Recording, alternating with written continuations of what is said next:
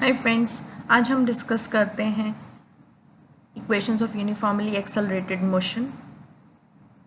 तो हम इसमें डिस्कस करेंगे अपनी सेकंड इक्वेशन ऑफ मोशन। हमने फर्स्ट इक्वेशन ऑफ मोशन इसके पार्ट 1 में ऑलरेडी एक्सप्लेन है, उसमें उसकी derivations with an example.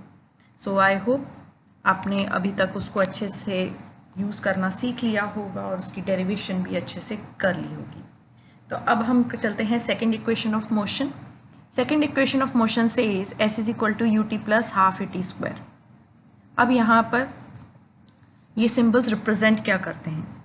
S represents the distance travelled by the body, U is its initial velocity of that body, T is the time taken to cover that distance, A is acceleration of the body.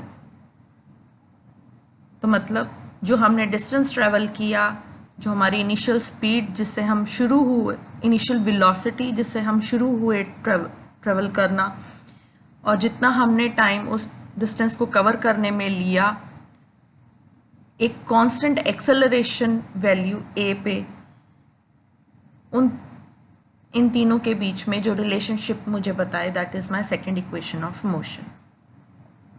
Average निकालना हो, so what I do, I sum up those two things and I divide the sum by 2। ठीक है, तो अगर simple भाषा में बोलूँ तो किन्हीं भी दो चीज़ का एवरेज निकालना है, दोनों चीज़ों को आप सम कीजिए, उसको डिवाइड बाय 2 कीजिए, तो हमारे पास एवरेज आ जाता है। तो हम लोगों ने उसी तरह से अपनी एवरेज वेलोसिटी निकाल लेनी है। इसमें हमारे पास इनिशियल वेलोसिटी है, फाइनल वेलोसिटी है जो टाइम टी के बाद हमें मिली, और उन दोनों को ऐड करके हमने डिवाइड बाय 2 कर देंगे तो हमारे पास एक एवरेज वेलोसिटी आ जाएगा। डिस्टेंस ट्रेवल की जो हम लोग डेफिनेशन अभी तक करते आए हैं वो रही है एवरेज वेलोसिटी इनटू टाइम।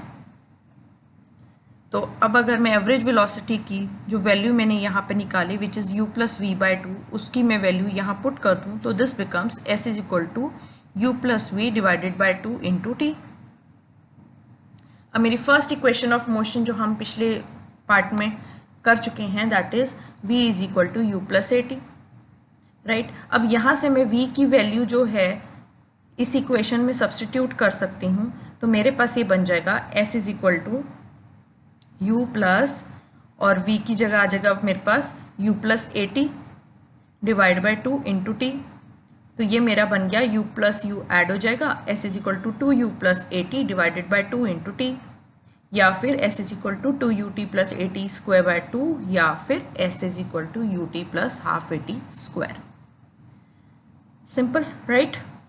अब इसमें हमें जो चीज़ें याद रखनी है, s हमारा है डिस्टेंस जो उस बॉडी ने ट्रेवल किया टाइम t में, जब उसकी इनिशियल वेलोसिटी थी u और एक्सेलरेशन थी a।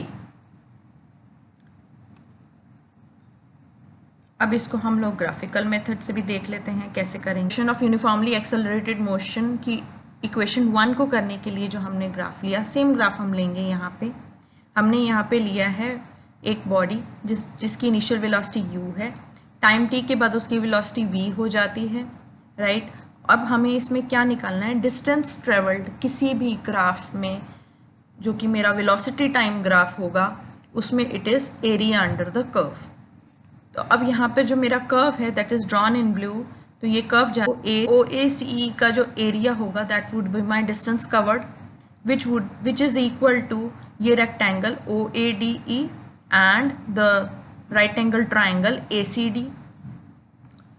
अब रेक्टेंगल का एरिया हमें पता है लेंथ इंटू ब्रेड्थ होता है, तो u इंटू टी, मेरे एरिया ऑफ रेक्टेंगल हो गया u इंटू टी। नेक्स्ट है हमारे पास एरिया ऑफ ट्राइंगल ACD।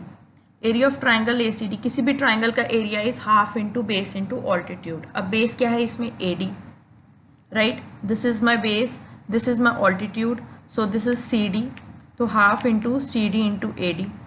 अब AD I know is equal to OE which is equal to T, so I can substitute, यहाँ पे AD को मैं T डाल सकती हूँ।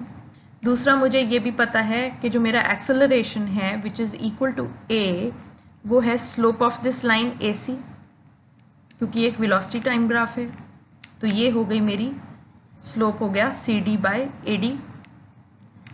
So I can write CD as A into AD या फिर A into T।